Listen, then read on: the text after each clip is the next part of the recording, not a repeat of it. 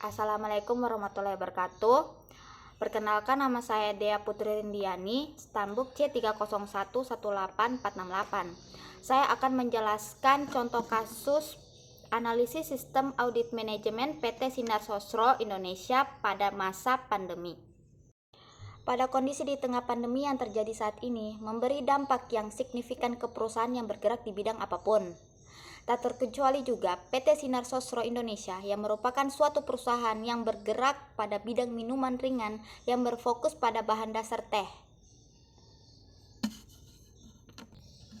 Perusahaan ini memproduksi minuman teh siap minum dalam kemasan botol yang pertama kali di Indonesia dan semakin merambah ke dunia. Perusahaan ini semakin mengalami perkembangan di awal produksi meskipun telah bermunculan di perusahaan lain berproduksi sejelas. Perusahaan ini memproduksi minuman teh minum dalam kemasan Perusahaan ini memproduksi minuman teh siap minum dalam kemasan botol yang pertama di Indonesia dan semakin merambah ke dunia. Perusahaan ini semakin dalam proses bagian audit internal PT Sinar Sosro mempunyai tugas atau kewajiban untuk melaksanakan audit operasional atas fungsi pembelian. Hal pertama dilakukan perusahaan PT Sinar Sosro adalah dengan menganalisis ulang kebijakan dan prosedur spesifik yang ditetapkan oleh manajer perusahaan bagian pembelian.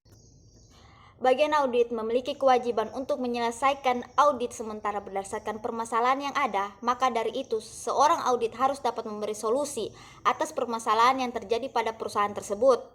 Setelah melakukan audit secara mendalam, ditemukan pengidentifikasian kelemahan dalam fungsi pembelian, yaitu kuantitas. Bagian audit memiliki kewajiban untuk menyelesaikan audit sementara berdasarkan permasalahan yang ada, maka dari itu seorang audit harus dapat memberi solusi atas permasalahan yang terjadi pada perusahaan tersebut. Setelah melakukan audit secara mendalam, ditemukan pengidentifikasian kelemahan dalam fungsi pembelian, yaitu kuantitas material yang diterima tidak diverifikasi oleh manajer material dan manajer material menyiapkan permintaan pembelian berdasarkan skedul produk dan tidak berdasarkan permintaan yang diterima dari Departemen Operasi.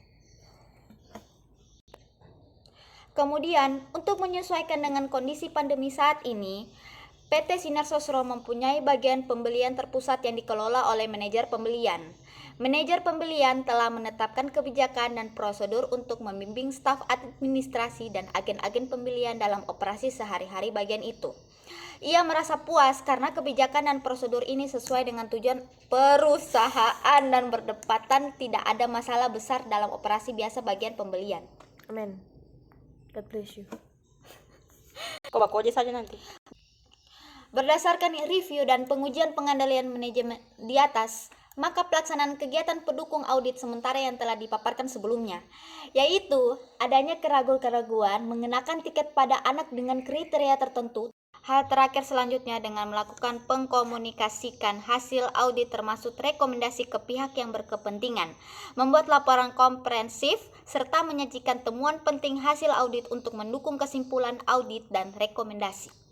Tindakan yang perlu dilakukan dengan mendorong pihak yang berwenang untuk melaksanakan tindak lanjut perbankan di kondisi pandemi sesuai rekomendasi yang diberikan sebelum dirancang.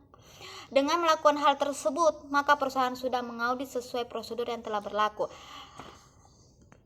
Demikianlah penjelasan dari saya tentang contoh kasus PT Sinar Sosro Indonesia. Kurang dan lebihnya, mohon maaf dan terima kasih. Wassalamualaikum warahmatullahi wabarakatuh.